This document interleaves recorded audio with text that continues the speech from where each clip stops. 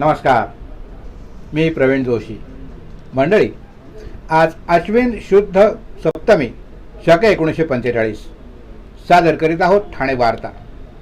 ठळक घडामोडी. मुंब्रा इथल्या डोंगरावर अनधिकृतपणे उभारण्यात आलेले दर्गे, मस्जिद आणि इतर बांधकामावर कारवाईसाठी अनुदानच नसल्यानं कारवाई नसल्याची कबुली. 4 पोपटांची सुटका करीत पोलिसांनी दुकानदाराला केली अटक. आणि ध्वनिवर्धक आणि ध्वनिक्षेपक वापरण्याकरता सकाळी 6 वाजेपासून रात्री 12 वाजेपर्यंत ध्वनीची विहित मर्यादा राखून सूट. या आणि इतर घडामोडी विस्तृतपणे पण काही क्षणातच. आमच्या फेसबुक पेज, यूट्यूब चॅनल आणि संकेतस्थळाला सबस्क्राईब करायला मात्र विसरू नका.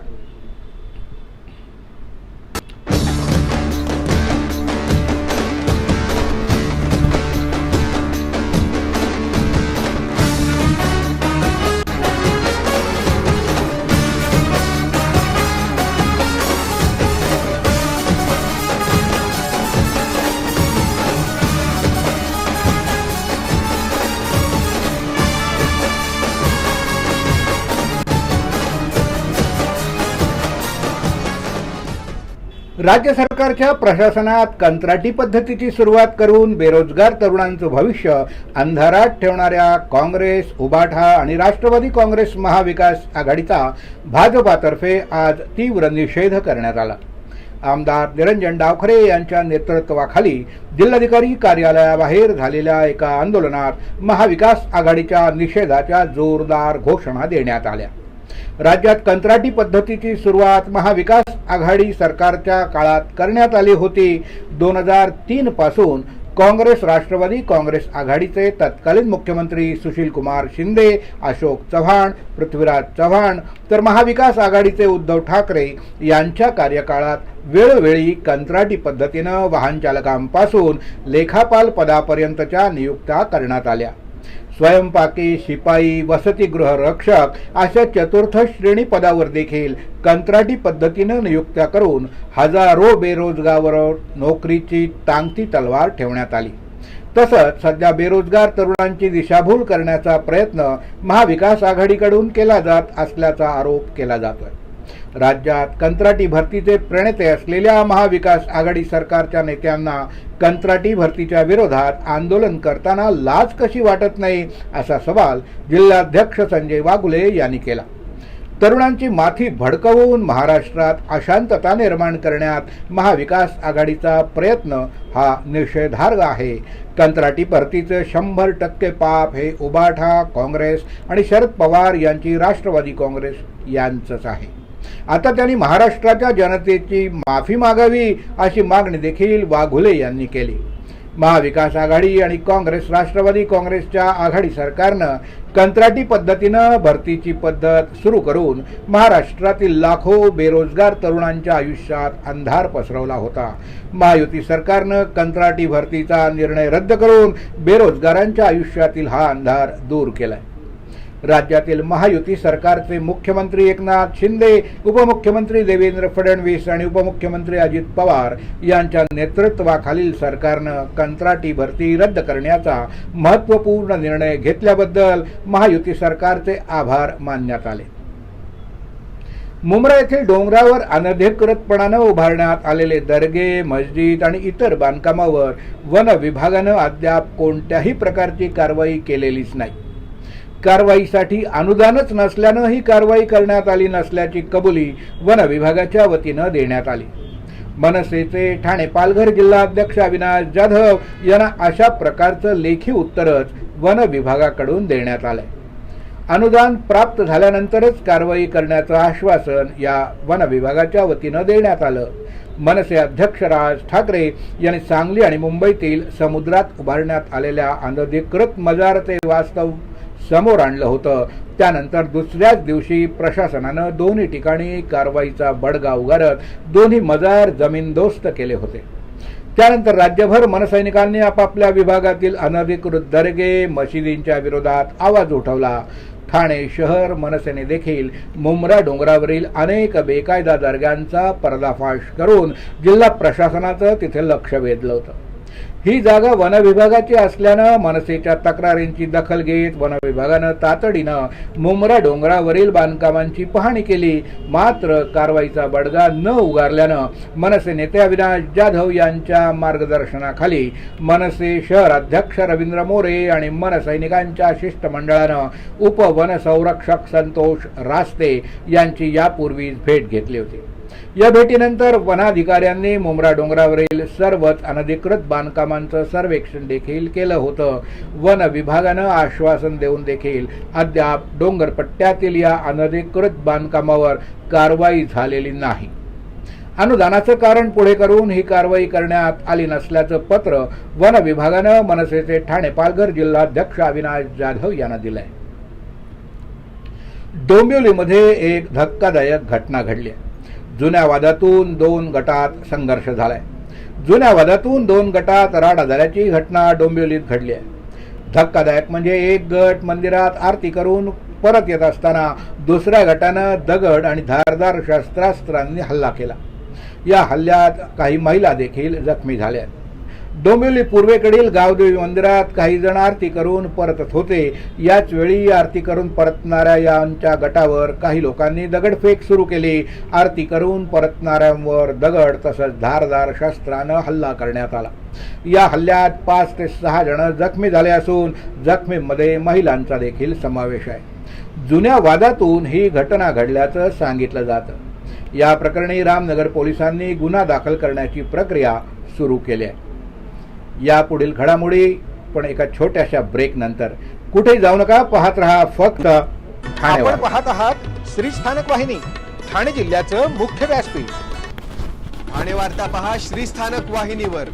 आता सकाळी 9:15 पासून रात्री 9:15 पर्यंत ठाणे वार्ता, ठाण्यातील पहिलं दृकश्राव्य माध्यम.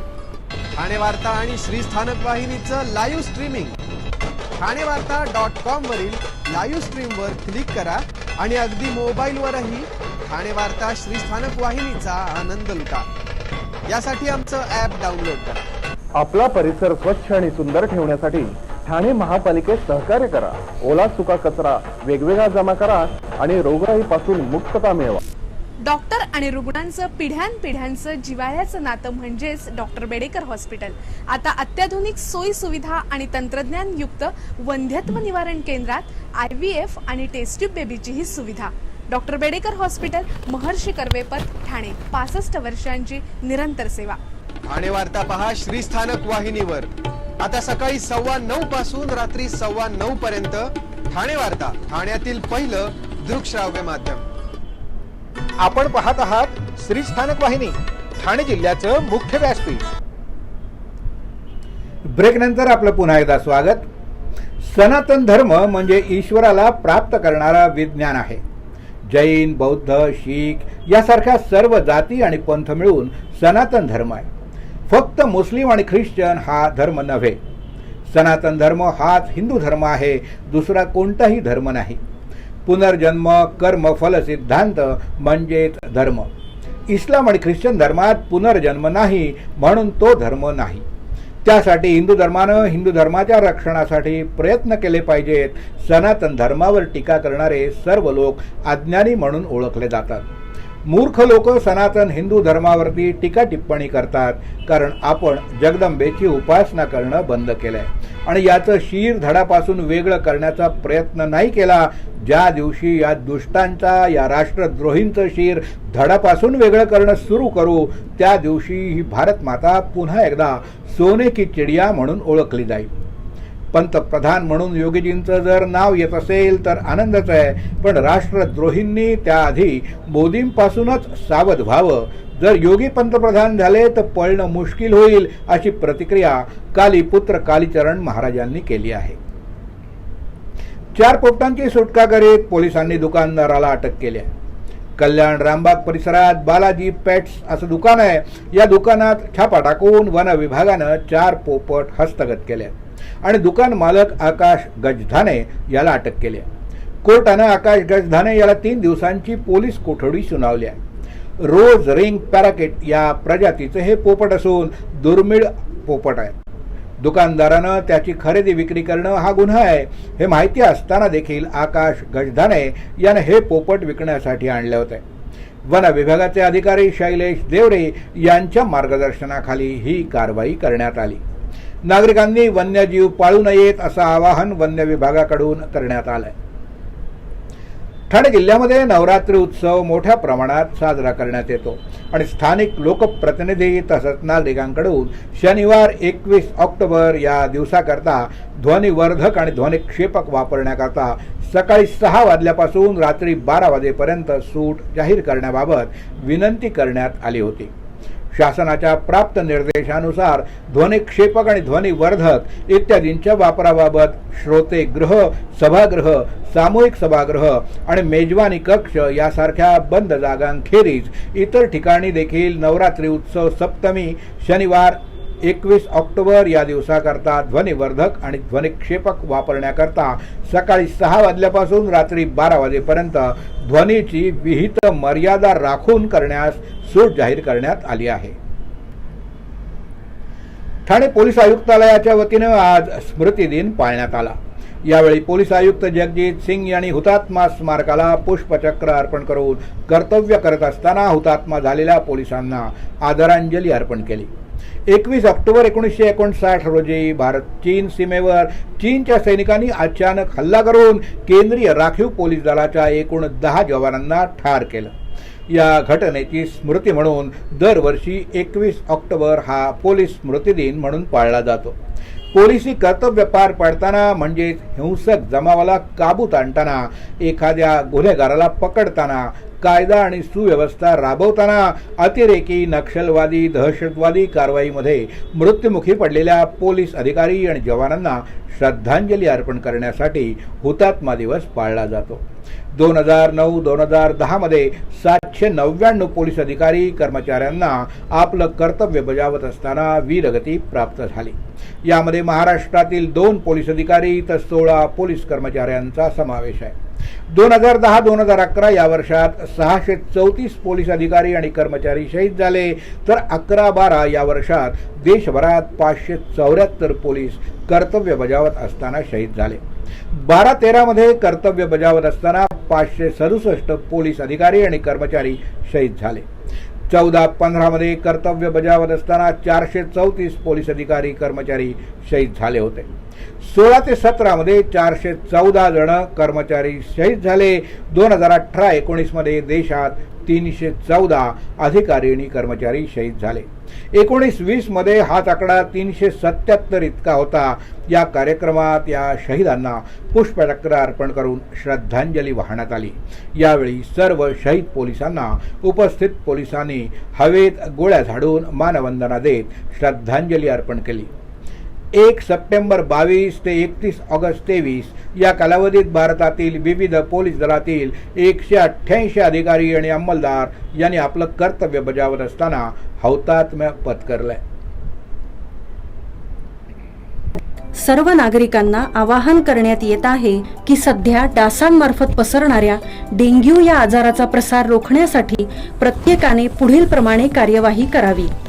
डेंग्यू आजार एडिस इजिप्ती हा डास चावल्याने होतो. या डासांची पैदास साचलेल्या किंवा साचवलेल्या स्वच्छ पाण्यामध्ये होते.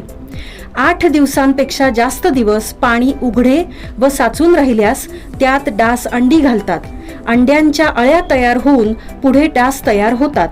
यासाठी आपल्या घरातील पाणी साठे उदाहरणार्थ बॅरल्स, पिंपे, टाक्या, हौद, रांजणे इत्यादी दर आठवड्याला रिकामे करून घासून पुसून कोरडे करून पुन्हा भरावे. 1 दिवस कोरडा दिवस म्हणून पाळावा. पाणी साठ्यांना घट्ट झाकणे बसवावीत किंवा जुनी साडी, चादर, धोतर यांनी बांधून झाकून ठेवावीत, म्हणजे डास त्यात जाऊन अंडी घालणार नाहीत. घराच्या गच्चीवर, आजूबाजूला, अंगणात कोठेही पाणी साचू देऊ नये. भंगार सामान उघड्यावर टाकू नये. उदाहरणार्थ टायर्स, प्लास्टिक सामान, कुंड्या, टाकाऊ वस्तू इत्यादी. अशा सामानात पावसाचे पाणी साठून त्यात डेंग्यूच्या डासांची पैदास होते. घरातील कूलर्स, फ्रीजच्या पाठीमागील ट्रे हे देखील वेळोवेळी कोरडे करावेत. लक्षात ठेवा, नुसत्या फवारणीने डास घनता कमी होत नाही, तर त्यासाठी डास पैदास ठिकाणे नष्ट करणे ही आपल्या सर्वांची जबाबदारी आहे. कोणताही ताप अंगावर न काढता जवळच्या शासकीय रुग्णालयात मोफत औषधोपचार घ्या. अशा प्रकारे नागरिकांनी सहकार्य केल्यास डेंग्यूचा प्रसार रोखणे सहज शक्य आहे. आपण आपले कार्यक्रम किंवा बातम्या आम्हाला ठाणेवार्ता@gmail.com या ईमेलवर कळवू शकता. ठळक घडामोडी शेवटी पुन्हा एकदा. मुंब्रा इथल्या डोंगरावर अनधिकृतपणे उभारण्यात आलेली दर्गे, मस्जिद आणि इतर बांधकामावर कारवाईसाठी अनुदानच नसल्यानं कारवाई नसल्याची कबुली. 4 पोपटांची सुटका करीत पोलिसांनी दुकानदाराला केली अटक. आणि ध्वनिवर्धक आणि ध्वनिक्षेपक वापरण्याकरता सकाळी 6 वाजल्यापासून रात्री 12 वाजेपर्यंत ध्वनीची विहित मर्यादा राखून सूट. या होत्या ठाणे वार्ता. आपली एखादी बातमी बघायची राहून गेली असेल तर आपण आमच्या ठाणेवार्ता.in या संकेतस्थळाला किंवा फेसबुक पेज तसंच यूट्यूब चॅनलला अवश्य भेट द्या. तर मग पुन्हा भेटूया पुढल्या बातमीपत्रात, फक्त श्री स्थानक वाहिनीवर. धन्यवाद.